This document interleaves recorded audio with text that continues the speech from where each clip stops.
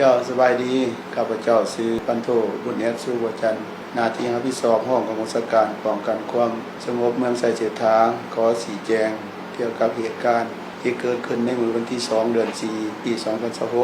ในเวลา 21:00 น.ทางเจ้าหน้าที่กองบัญชาการปกสเมืองไสเสถาและรับแจ้งความจากพลเมืองดีว่ามีเหตุการณ์คนหายปุ่นทรัพย์กลางตลาดหัวขัวเมืองไสเสถานครหลวงเวียงจันทน์ดังนั้นทางเจ้าหน้าที่กองบัญชาการปกสเมืองพวกเราจึงได้จัดส่งกำลังลงไปกวดการสถานที่เกิดเหตุอยู่จุดดังกล่าวเมื่อไปฮอดสถานที่เกิดเหตุทางเจ้าหน้าที่พวกเราก็เลยพบเห็นผู้ถือข้อหายชื่อนางบัวเวียงอายุ56ปีอาชีพค้าขายปัจจุบันอยู่บ้านคำห้อยเมืองไสเสถานครหลวงเวียงจันทน์ให้การว่าตัวเองได้เลิกตลาดและขึ้นรถเขาไปนั่งในห้องครับจึงได้ยินเสียงประตูหลังรถไขแล้วก็อัดหลังจากนั้นรู้สึกว่ามีคนมาเอาเสือกมาหัดคอทางหลังเนาะแล้วก็ใส่กับปั้นทุบตีผู้เกี่ยวอยู่ในรถหันแต่นางบัวเวียงก็ได้ต่อสู้กับคนหายหันและนางบัวเวียงก็ได้ตัดแขนผู้ที่มาอัดคอหันเนาะและผู้นั้นจึงวางมือออกจากนางบัวเวียงจึงมีโอกาสไขประตูรถออกมาในห้องขอความช่วยเหลือ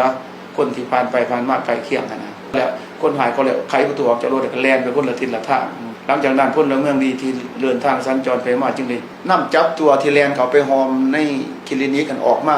เส้นทางอยู่ในทาที่ว่าเอาแขน2เบื้องงัดมาทางหลังเนาะแล้วก็ให้มูฟลงพื้นทางหันหลังจากนั้นแหละก็ยืนคุมเบิ่งนำกันอยู่หั่นแล้วเวลาต่อมาจึงได้ยินคนผู้นึงบอกเพิ่นว่าคนหายได้เสียชีวิตแล้วนี่นะเจ้าหน้าที่จึงได้มาสืบสวนสอบสวนต่อก็คือ1เล็กกวดก้างประวัติของท้าวเจินมันจองผู้ก่อเหตุนี้เนาะจริงรู้ว่าท้าวเจินมันจองนี่ก็แม่นคนพอขาสาวขายอยู่ห่างใกล้เคียงกันและก็ผ่านมาท้าวเจินมันจองก็ฮู้จักฮักแพงกับนางบัวเวียงนี่และก็เคยขอ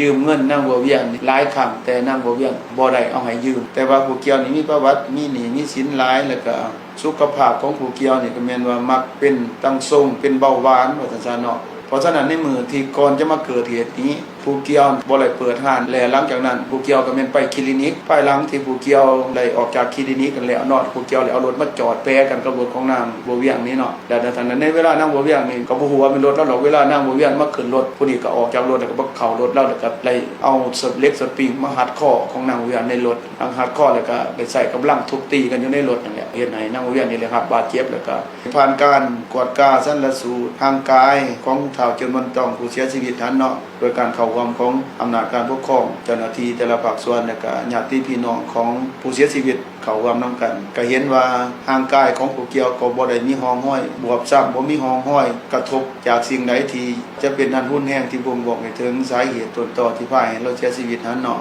เพราะฉะนั้นแล้วเจ้าหน้าที่พวกเฮาจึงได้มีความเป็นเอกภาพและก็เลยมอบซากศพของผู้เกี่ยวนั้นให้ญาติพี่น้องไปทำพิธีทางศาสนาหรือตามพิธีของประเพณีของผู้เกี่ยว